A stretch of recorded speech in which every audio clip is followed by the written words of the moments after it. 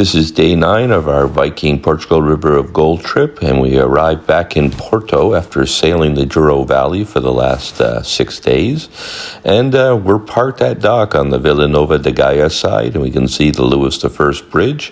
I'm going to go down and have breakfast, and then we're going to load a bus and have a tour of Porto, seeing some of the best sights there is. And then I believe we're going to walk the shopping district and walk across that bridge all the way back to the boat. So let's get going. Porto is known as the Granite City, and you'll see that many of the buildings are made from that stone, and the bells are ringing at the Porto Cathedral, welcoming us to the city. Sounds ominous. So the Porto Cathedral was initially built in the 12th century, and it's a baroque style.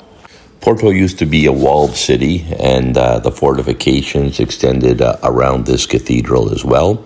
Unfortunately, most of the walls are now demolished. There's a few small sections, which I'll show you later in this video. But the cathedral is actually built very, very strong in these times because this is where a lot of the population would be sheltered if there ever was a war. And beside the cathedral is the cloister, and it's housed in this particular building, and it was built in the 19th century in a Gothic style. And after we tour the church, we'll also tour that, as there is a bell tower there, and I hear the views from there are fantastic. Now, this is the bishop's palace, and I understand that the bishop still lived there, but it also serves as a museum, but we won't be touring that today. So let's head inside the Porto Cathedral and check it out. Oh, wow.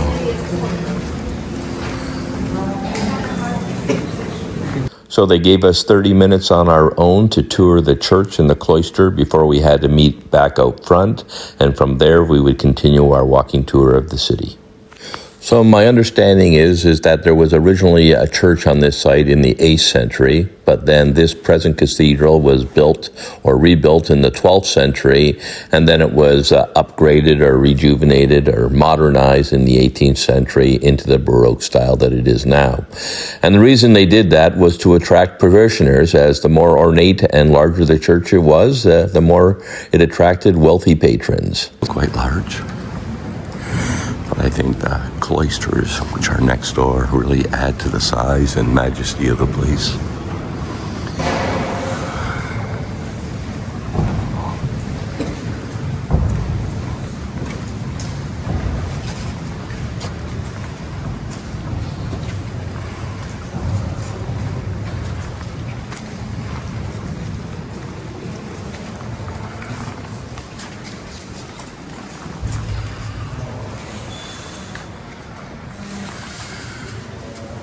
That is impressive.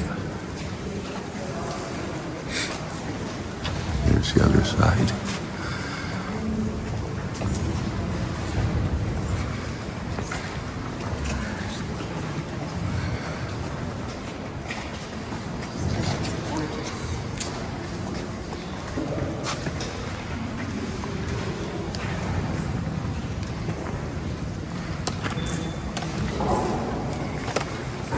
Beautiful drawings here, paintings on the wall.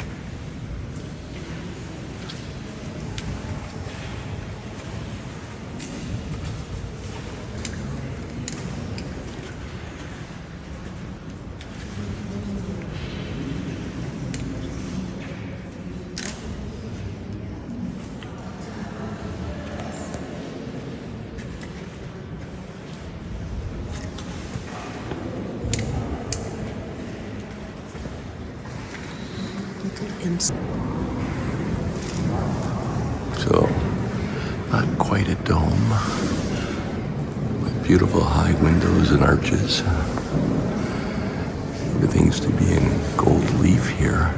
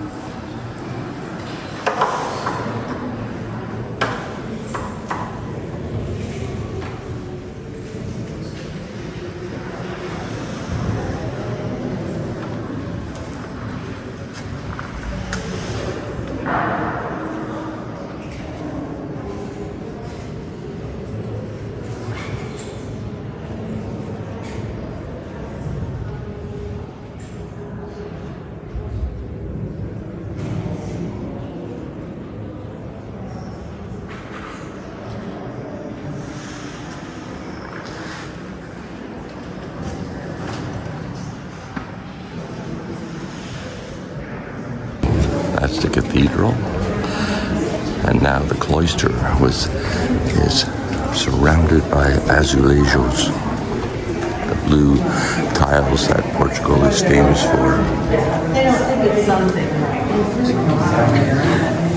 So that kind of helps. We should go out. Wow, this is impressive.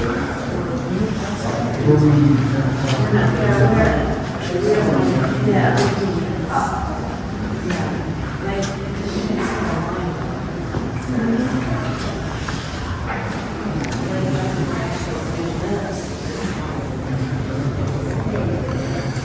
There's a tower. And I was told that this is a more of a Romanesque design, whereas the cathedral is a Baroque design.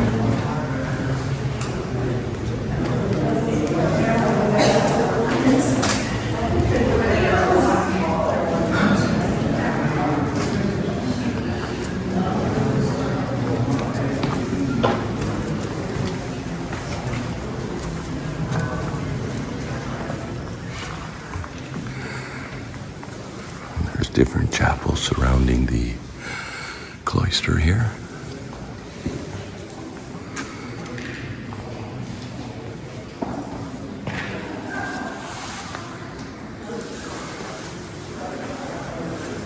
You can see they once had some beautiful murals on the ceiling here. Some of them have been lost.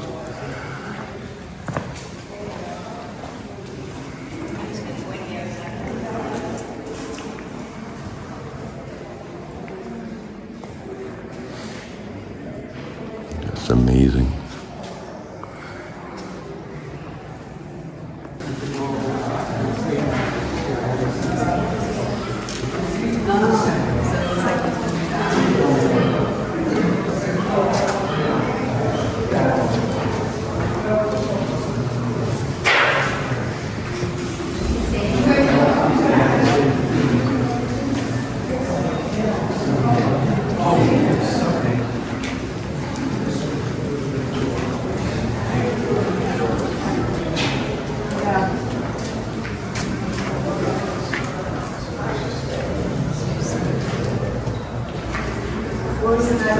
Excuse me. It says Sao Pacifico. I don't know what it represents, but it looks like these are two crypts here. San Aurelio and Sao Pacifico. Again, more azulejos.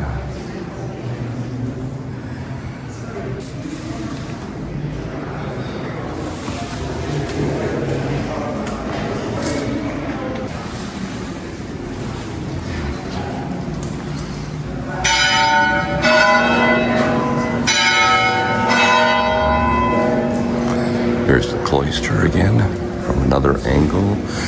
You can hear the bell tower going.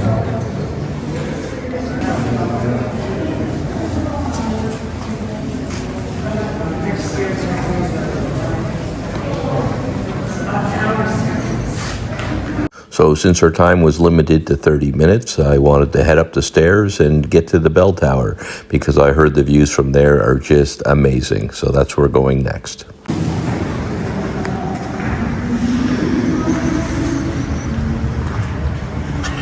So we reached the platform with azulejos overlooking the cloister, and now we'll head over to the bell tower and we'll ascend those steps and check out the view of the city from there. But first, let's inspect these beautiful azulejo tiles here.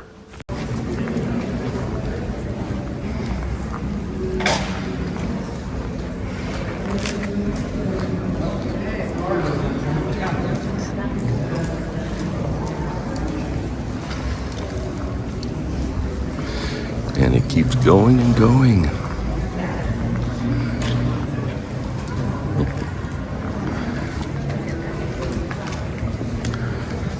Just climbed up the bell tower. Whew. Lots of steps. But I think the view is going to be worth it.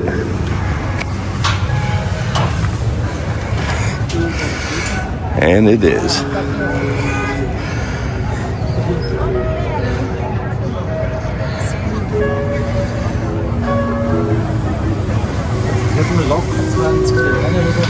And there's our Viking ships right there.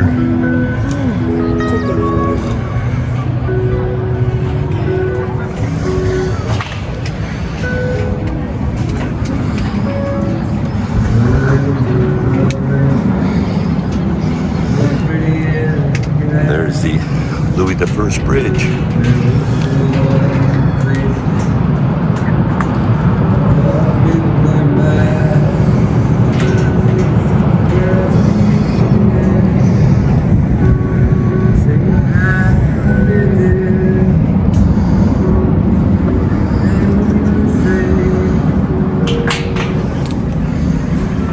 You're getting a good shot.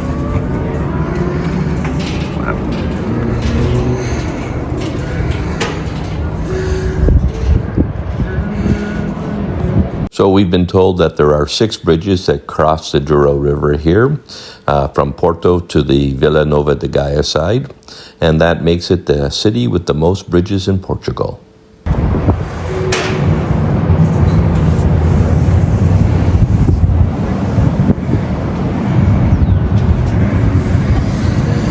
Beautiful city skyline. This is one of the best vantage points for sure. The bell tower and the cathedral. Just do a full circle here.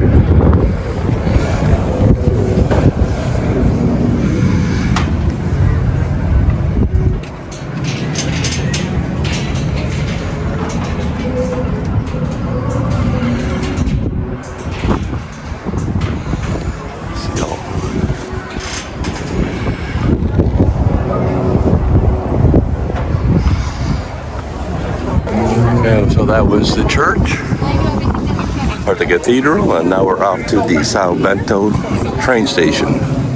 This is a statue of Vima the Parish. He is the gentleman that basically took over this area of the country. They took it over from the Moors, which was an Arabic tribe, I believe, out of North Africa.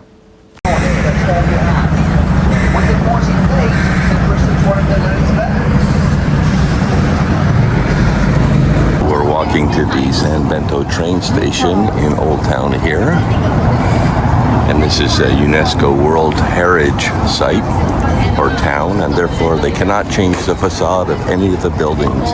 If they're wood windows, they have to keep those. Balconies cannot be changed. They want to keep the same appearance, so it never changes.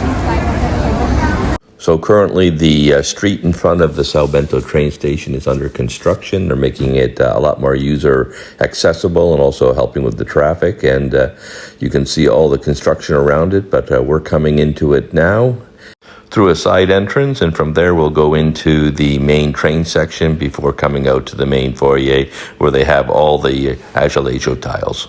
So this is what the train station looks like, and the trains come right into the center of Old Town here. This is one of the trains, and when you get off your train, you just go through the front door here, and that takes you to the main entrance hall where all the azulejo tiles are. So what I really liked about the São Bento train station is that these azulejo tiles depict some famous historical battles, scenes like that, but more importantly for me, it depicted regular life in Portugal, in the Porto area at the time. which made it much different than the scenes that we saw on other azulejo tiles, which were mostly religious. For example, this is a picture of a water wheel, and just above it is a picture of people bringing in the harvest. I believe that's wheat, of course. So now a little bit of history about this particular building. This particular building was in 1634 a Benedictine monastery and convent. However, the monastery was confiscated after the Liberal Wars, which ran between 1828 and 1834. The church supported the conservative side, so once the Liberals gained control, they banned all religious organizations here. Men associated with the church, the monks at that time, were forced to leave. But the nuns, they were allowed to stay until the last one died. The last one passed away in the 19th century. At that point, the monastery was then rebuilt, and a train station took its place. And that was done in 1913. This is a mural of a mock battle or tournament that occurred in 1143, the year that Portugal became a nation. This train station has 22,000 tiles adorning the walls in a variety of murals, and the murals show historical scenes as well as everyday life scenes such as the harvest of wheat and grapes and also street festivals. So this mural depicts the harvest. They're bringing in some wheat, and the lower mural here depicts a water wheel where I guess they would be threshing the wheat. This particular mural depicts the Robella boats, which were used to bring the wine down to the warehouses in Vila Nova de Gaia. And this one looks like it's the harvest, a collection of grapes and other types of fruit. So this particular tile shows what appears to be a religious procession. You can see the priest coming into the town and people on either side of the street. Whereas if you go to the exact opposite corner in the building here, you see another festival, but this looks like a festival of civilians. You can see the market there, and then you can see people dancing in the street. So quite the contrast. So after about 30 to 40 minutes in the São Bento train station, they took us across the street to one of the main pedestrian shopping street. And this is Avenue de Flores. And here we're just going to check out some of the shops, take a look at the architecture as we wind our way down to the waterfront. So this particular area, this street, is 500 years old, and this land was initially given by the king to the bishop, and anybody building here basically had to pay a rent to the bishop. Historically, there was a lot of industry here. There was a lot of textile shops where they made linens. Unfortunately, with modernization and the advance of tourism as a major industry in Portugal, it's primarily tourist shops right now where you can buy souvenirs. There's lots of cafes and restaurants as well. So we continue to walk down the streets looking at these beautiful buildings here. And here's a couple of university students all dressed in black. And they've got their capes on here. Identifies them as students. Oh, somebody hanging out some rugs here. Beautiful carpets.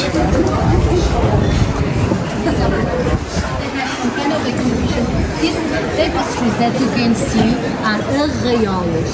This is a typical way of not from here, from the north of Portugal. So these tapestries are typically from the north of Portugal. You can go up and you can see the ladies. Because everything that you see, everything, all area on the top. These are some of the most interesting buildings we've seen. Some nice carvings. But these ones here are the most interesting tiles and brickwork.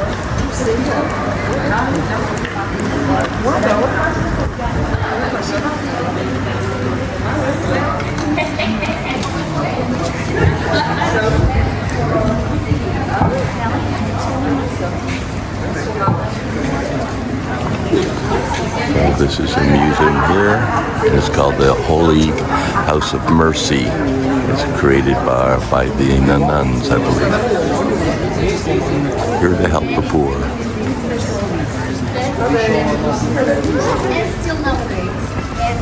And it was created in the 15th Created in the 15th century and it still continues today with the same mandate. To your income. To what Pay according to your income. the money that you earn each month.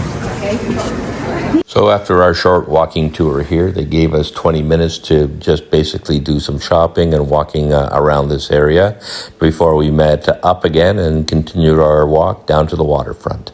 With our free time, Nicole and I decided to check out the river market, which is full of artisanal shops. Checking out the river market. It's supposed to have lots of souvenirs and things to eat and traditional crafts, things all pertinent to Portugal. So you can see there's lots of renovations going on in this place, the river market. And it's probably a great place if you're looking for traditional Portuguese souvenirs and crafts, especially jewelry and shirts, some leather goods, some tiles. You'll find that all here.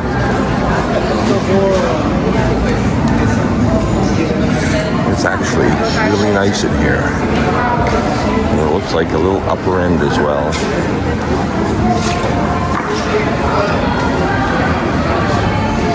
And of course, you can get something to drink.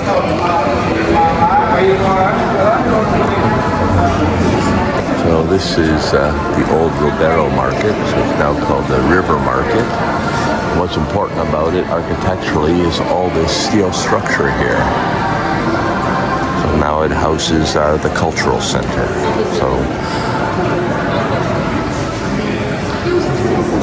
So we left the river market and returned back to Flores Street, and while there we came across a menagerie. This gentleman was using a unique instrument, and he had a whole bunch of different birds as well, which added to the sound he was trying to make.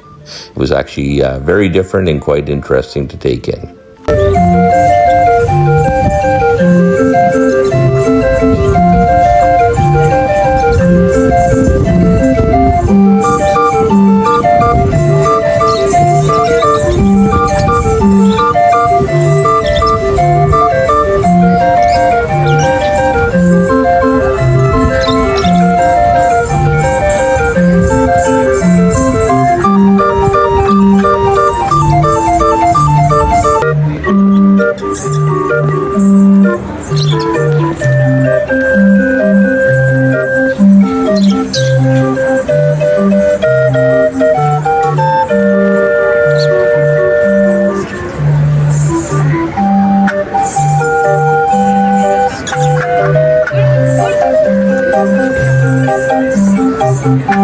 There was no shortage of street performers on this walk as well, so that was quite entertaining and enjoyable as we proceeded down to the waterfront.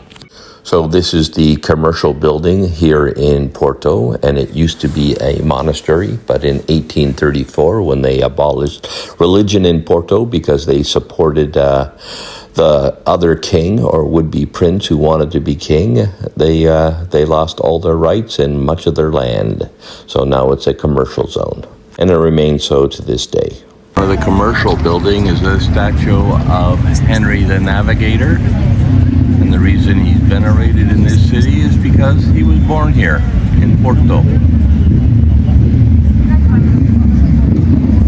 And he is famous for the discoveries. Well, he was the main architect of the kings. He was the fifth son of the king that was instrumental in launching Portugal's age of discoveries, which made them extremely rich.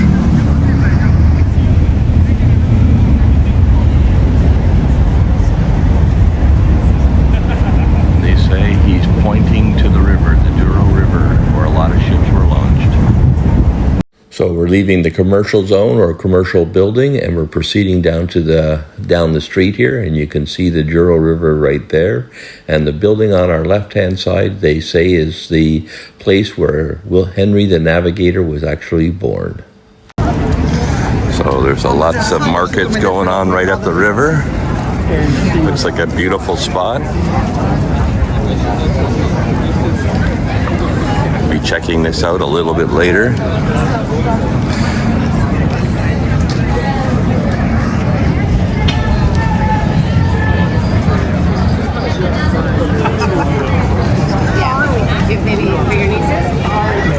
busy area.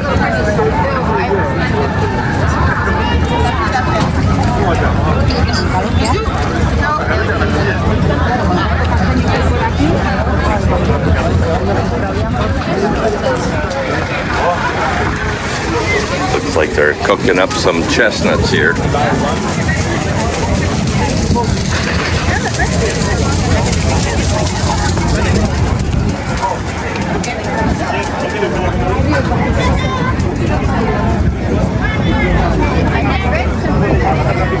So here we are, and that looks like the Louis the First Bridge right there. Wow, what a beautiful area. So that's the Gaia side, where all the porthouses are, and our ship is parked over there.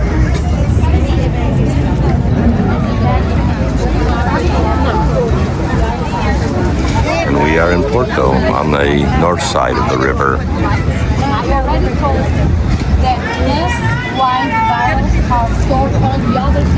And here's a Robello boat. Lots of tourists going up for a cruise.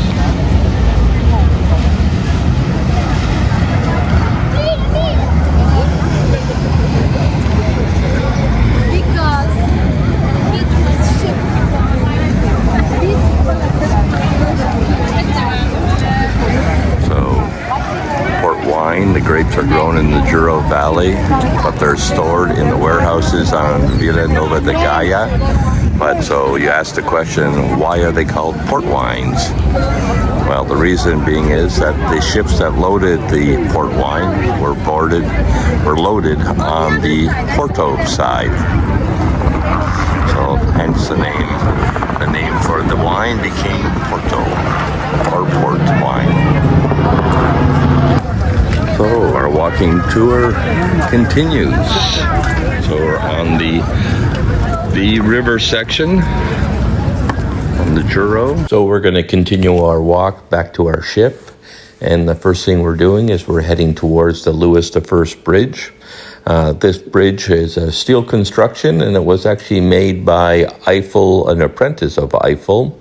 And the same guy who built the same company that built the Eiffel Tower.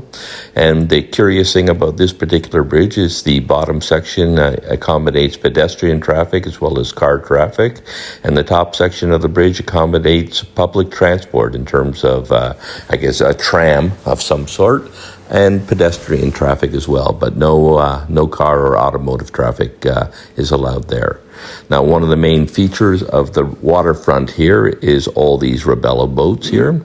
They're not used to transport wine anymore. What they're used for is taking sightseers onto the river, and generally one of the most common trips that people want to take is a cruise past, or I should say under, the 7 different bridges that make up Porto here. Or I should say, cross the Douro River from Vila Nova de Gaia to Porto. It's Sunday here, it's sunny, and you can see that there's a ton of people enjoying the day. There's lots and lots of outdoor restaurants here, so if you're looking for a place to sit down and have a drink or a snack, this would be the perfect place to do it. And obviously, there's lots of stalls down here for shopping if that interests you as well. In 1809, the French Emperor Napoleon attacked Porto, and the citizens tried to get away from him, and there used to be a floating bridge here. And they loaded up on the bridge trying to cross the Douro River. Unfortunately, there were too many of them, so it broke apart, and many of them died by drowning, and this plaque commemorates that. So you can see the bridge is broken up in this picture here, and you can see the forces are fighting all around the city. 1809. And below you can See the bridge breaking there. You can see the soldiers fighting, and this is a tribute to them. So there's Louis the First Bridge. You can see the upper deck, and lots of people are crossing there.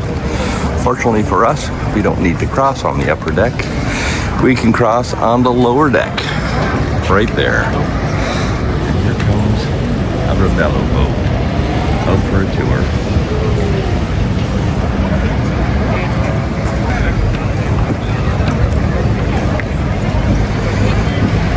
Viking tour, this walking tour has been great because essentially we started high up at the palace or at the cathedral and then walked all the way down from the top to the bottom. So it was very easy. And we're gonna walk on the lower deck of the bridge and over to our boats, which are way over there.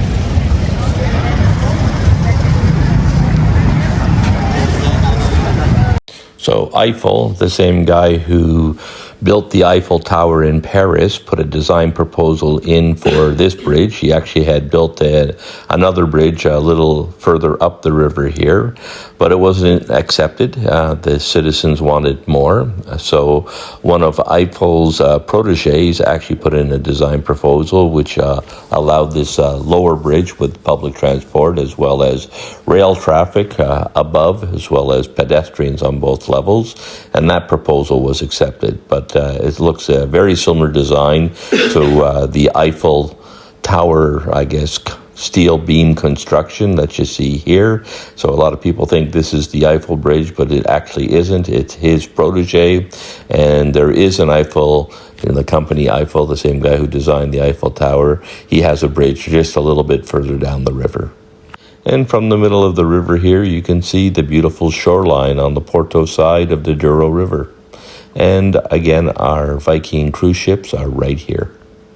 So we crossed the bridge and we're now on the Porto side of the Douro River, and we're going to walk back to our ship where we'll have some lunch, and then the rest of the afternoon we have it all to ourselves to tour on our own.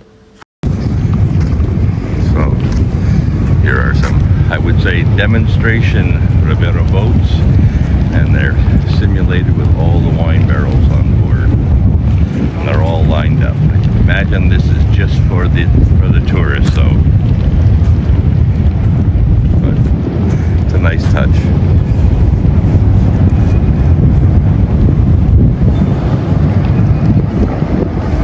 So Vila Nova de Gaia is where all the warehouses are located, and you can see names like Sandeman right there, and we toured their actual winery earlier on in the trip. But Graham's is here, but every single manufacturer of port wine, you can see a sign on one of the buildings here showing you where their warehouse is located. So lots of vendors along the way, basically selling their wares, and there's also lots of different restaurants. And one thing I really liked here, they had this gondola that would take you to the top of the Louis I Bridge, and I'm going to do that this afternoon, save a little bit of energy walking back up to the Porto side. And now we're coming to our boat. So our boat's on the right-hand side here, and we're going to get on and we're going to have lunch. So I just had lunch on board our ship, the Viking Hemming, and now I'm back onto the street, and I'm going to grab one of these gondolas and have it take me up to the Louis I Bridge. Actually, it's supposed to take you up to a platform or observation area just below it. And from there, I'm going to tour this monastery or the outside walls of it. I believe it's closed to the public. And then cross the bridge and take in the sights. So now I need to buy a ticket to get up to the lookout platform, and that is located, or the ticket booth is located on the south side of the building right here. And the cost is €7 for a one-way ticket or €10 for a return trip. So I'm going to buy a return trip. I've got my ticket. Just learned that the monastery on top of the hill is closed. So I can see the views. You can walk around it apparently, but I'll be able to go across the Louis I Bridge, and we'll check that out. So now we're going up the stairs, and we're going to try and board onto the gondola and see what that's like. So each gondola can hold about 6 people, and I'm typically seeing anywhere from 2 to 4 people load onto each unit, and the lineup actually moves very, very quickly. So that's great, and I've been told that the whole trip takes about under 5 minutes to reach the top. Here we go, loading.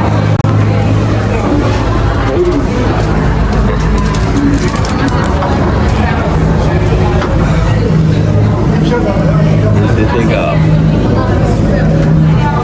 And we're off.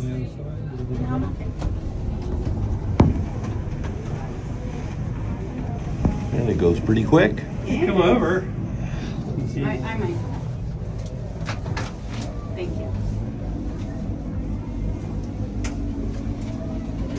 From the States? Yeah. Canada. What part? New York. New York? What about yourself? We're living in Alabama now. Oh, I'm okay. from Pittsburgh, originally. Pittsburgh. I'm from Belfast. Nice.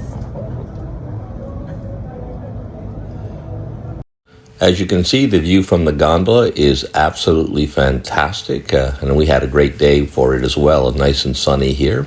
So you get to see this great view of all the boats on the Douro River, and you also get a great view of the Louis I Bridge that we're going to right now, and there it is. And this is going to take us up to an observation area, and I understand there's a restaurant there. But there's also a garden or a park there, and my understanding is a lot of people go there in the evening to try to catch the sunset, which is always to the west in the direction we're looking at right now. So we'll probably do that on a later date. Today I just want to get across the Louis I Bridge and see what it's like there, and also get up to the monastery here, which I understand is closed, but you can walk around it, and I hear been told that the sights or the views from there are just beautiful as well. So that's what we're going to be doing over the next hour. So it worked out. Who stops at every winery? Yeah.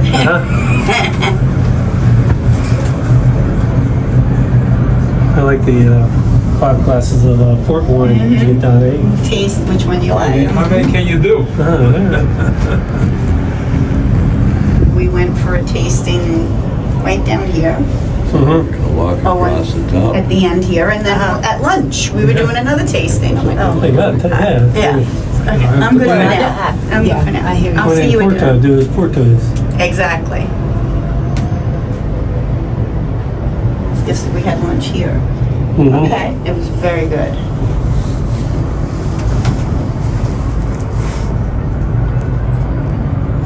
This beats all them steps. Oh, now you got to walk across the bridge. We have to walk across the bridge. We're gonna do that one. Oh, you're going to the right? Go to the right. And we're going to go up to the monastery is closed, unfortunately, since COVID, but you can still tour around the outside walls of the place. Then I'm going to go across the bridge too. I did the bottom one, and I'm going to do the top next. Beautiful You got a views. stiff breeze up here, so have fun. Yeah. Jacket might be going back on. Yeah. And we reached the top. What's that? That took about 2 minutes. A little over. All right. Safe Here we travels. go. Enjoy the rest. Happy views.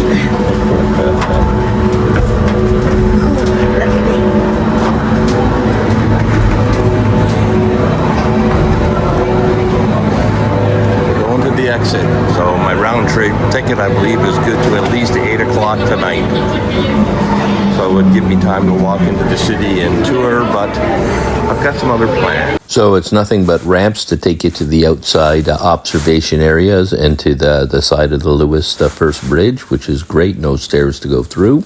And here at this particular corner, you get your first really good view of the river and the Louis I Bridge. So here we are at the platform looking down onto the river, and the first thing you see is all the Rebello boats that we walked past earlier in the day, all anchored here in a line, which is fantastic. You also see the walkway along the river, and those are our Viking ships that are all at anchor here. There's actually a few other river cruise company boats as well. And then you see all the boat traffic, and in the distance, another bridge. So there's supposed to be 6 bridges that cross the Douro River. So some people call the Porto the bridge city.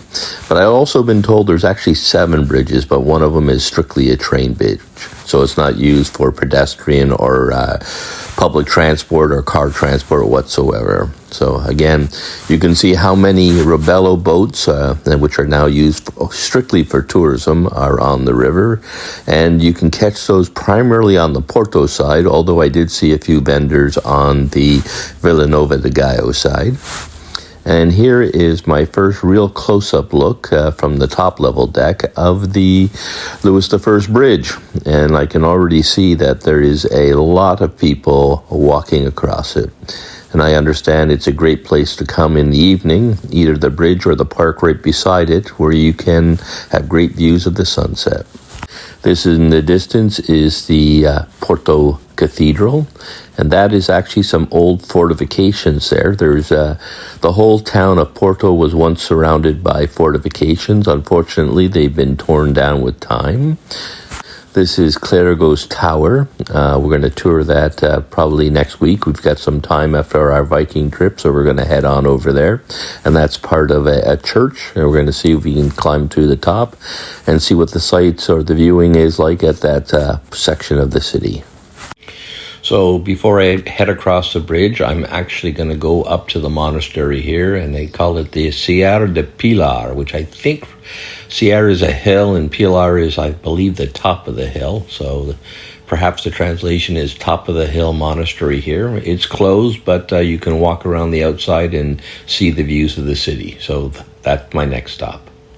So if you want to go to the monastery, you just proceed right to the road or the bridge, and that's this road right in front here, and you go right instead of left. Left takes you to the bridge, right will take you past this wall up to your first street, and from there you hang a left again, and there's a roadway there that takes you right to the monastery. Also, the park, the public park, is on the right-hand side here, and that's where you want to be if you want to catch a sunset there or at the on the bridge itself. So I've made it to the top of this road here where the square is, or platform, and you can see it's a little bit of a climb. No steps again, which is great, just a little bit of a hill. And you can see the monastery here. It's actually this round building, which is part of the church, and then a large section behind it, which is the entire monastery. Unfortunately, it got closed when COVID hit, and they've never reopened it. Anyways, it's definitely not as busy here as it is on the Louis I Bridge or in the park. And the views are actually slightly better up here because you're that much higher. So that's where we came from. That's where the gondola comes through. And right here is the park where a lot of people come to sit around and catch the sunset. And we're on the Vila Nova de Gaia side of the Douro River. And one thing I'll say about here is that there is no cars. The only thing I see up here are a whole bunch of tour guides, but they're using tuk-tuks. So you really don't need to worry about bumping into things. And it is a Sunday, beautiful, bright, sunny day, a little bit cool, I will say, but very comfortable. And I'm surprised at the lack of number of tourists here. So that's great. So if you don't like large crowds and you still want to get a great view of the bridge, the city itself, this is probably the place to go. Now I'm just looking across the bridge here, and one of the things you'll notice is these fortifications here. There's a tower, this fortified wall, and then there's another tower at the other end. And my understanding is that this is really the last complete wall of the old fortifications that surrounded the entire city at one point in time. So if you cross the bridge, you have an opportunity to get a nice close look at it. And here's the public transportation or tram going across the bridge. And as you can see, surprisingly, there is no sort of separation between the pedestrians and the tram itself. Fortunately, it's not going all that fast, but you really do need to be careful if you're on the bridge and make sure you don't step in front of that tram.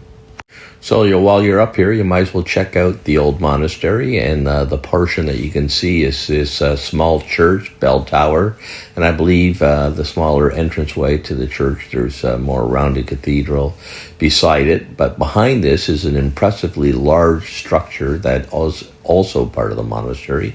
Unfortunately, you can't see much of it other than the wall facing to the north if you go right to the edge of the platform here.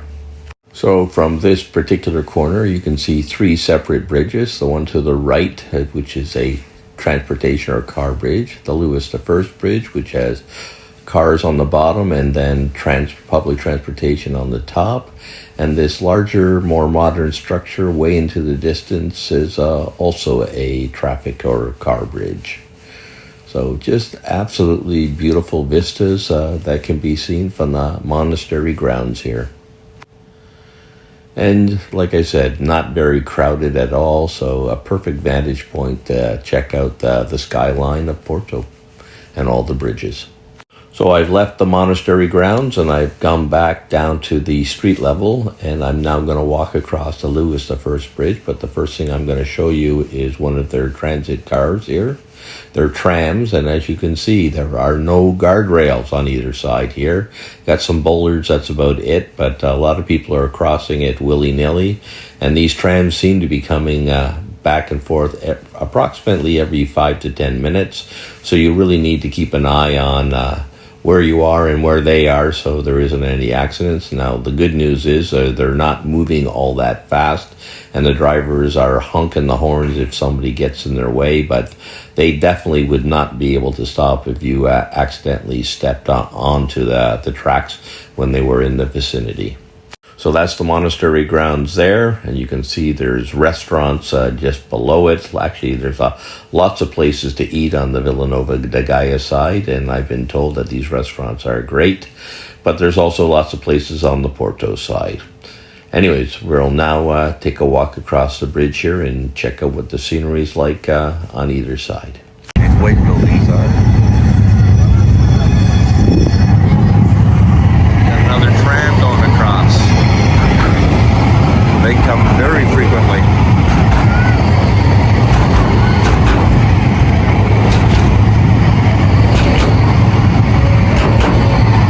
So you definitely do not want to be walking in the middle of the bridge.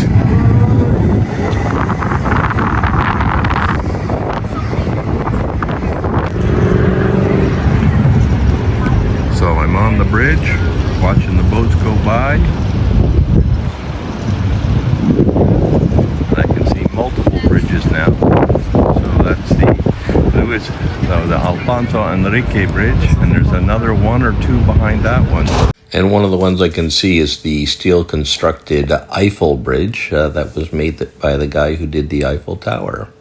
And there's the monastery right there, and we're almost across this particular bridge. And one of the good things that you'll see is that you come very, very close to the old fortifications here. Now, the other thing I notice here, there appears to be a tram that will take you from the top level on the Porto side down to the street level, which we might explore later on, not today, but later on our trip, because we're going to spend a few days in Porto after we finish our Viking cruise tomorrow. So I'm on the Porto side now, and you can really get a good look at the last remnants of the fortifications, this tower here, and then the side wall portion where you can see people could walk along. The other side is sheer. And that's all that's left. Well, maybe you can look at this little section here. I guess that was part of it. So this one little section. So I'm now across on the Porto side, and I'm going to just take a little bit of a video showing you the entire bridge and the massive amount of people, probably mostly tourists, who are crossing the bridge here just to take in the sights of Porto and the Vila Nova de Gaia side, and of course the Douro River. So here we are at the river's edge, a little bit past it, not quite in the center of the bridge. Beautiful views.